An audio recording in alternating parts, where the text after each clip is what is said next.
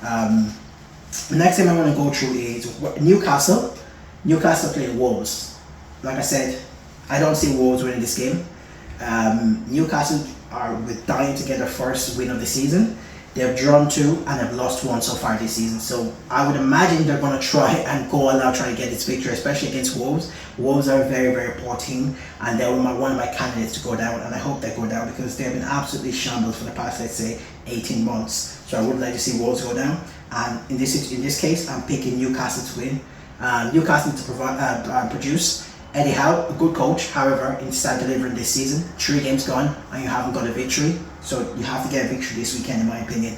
Next game is Fulham versus Leeds. This is pretty straightforward. I don't feel like Leeds have much going forward, especially for the start of the Premier League. Fulham should have more than enough to be able to win this game, in my opinion. So it should be a straightforward victory for Fulham in this game. Everton versus Villa. I wonder how Villa will come back after the international break, because before the international break, like I've said, like in my preview, my reviews in the first 3 game weeks of this season, Villa have been absolutely terrible, especially going forward. Defensively, they've been okay, but going forward, they lack so much creativity. Morgan Rogers looks disinterested. It doesn't look like he want to be there. Watkins doesn't look like himself, but maybe the international break would help them a lot. So I'm looking forward to watching the game this weekend. However, I am still going to pick Everton to win this game. I feel like Everton is going to have too much for them at home as well in a new stadium, second game in a new stadium. So I think Everton's going to have way too much for them, in my opinion. Grealish, Ndai, Beto, they're going to have so much for them, in my opinion. I think Everton should win this comfortably as well. Next thing I'm going to go through are my guys, Crystal Palace playing Sunderland.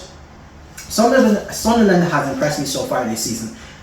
Probably out of all the newly promoted team, probably Sunderland have impressed me the most.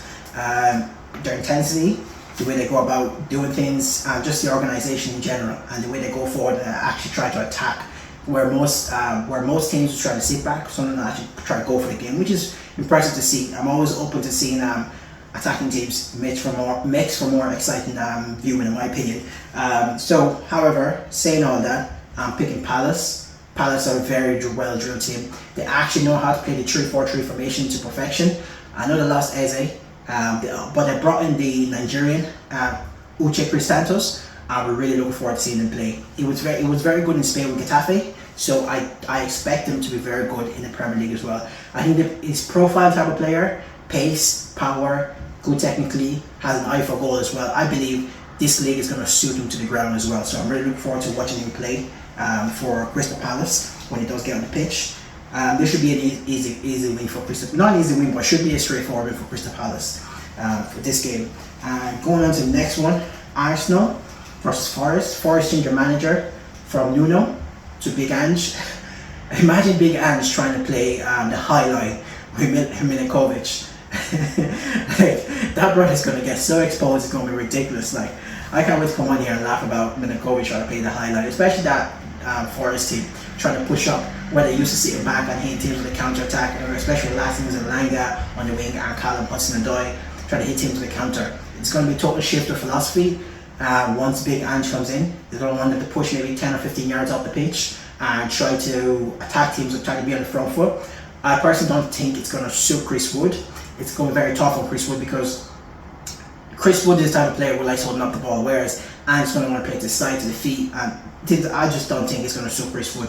But I hope I'm wrong because I do like Chris Wood. I would like to see him obviously get more goals this season. However, I am picking Arsenal for a straightforward win. After last weekend's disappointing defeat to Liverpool, Arsenal should bounce back in this game. This is Arsenal bread and butter. Home game against not a very good team. They're going to come all out. They're going to try and win 3-4-0. This is Arsenal's bread and butter. This is Arteta's bread and butter. It should come all out and it should be a straightforward win for Arsenal. Brighton versus Bournemouth. Bournemouth at home. However, I actually fancy Brighton in this game. After seeing the way they played against Man City in the last, let's say, 20 minutes of last weekend's game, I really fancy Brighton to win this game. Bournemouth has been very impressive so far. Like I said, they lost 2 or 3 centre halves, and they're still playing very well. Shout out to the manager; he's doing a fantastic job. But however, I do think Brighton will just pick them to the victory in this week. Thanks again for if you make it to the end of the video. I do appreciate all the support. Make sure to click on the subscribe button. after the game week, I'm going to come back on a Monday or Tuesday. I'm going to give my review on the game week as well. Thank you very much. Make sure to leave a comment if you agree with whatever I say, or if you don't agree, leave a comment if you wanna make a suggestion, whatever. My videos, anything at all, I'm always open to suggestions. I do appreciate the support. Thank you very much. Have a lovely weekend.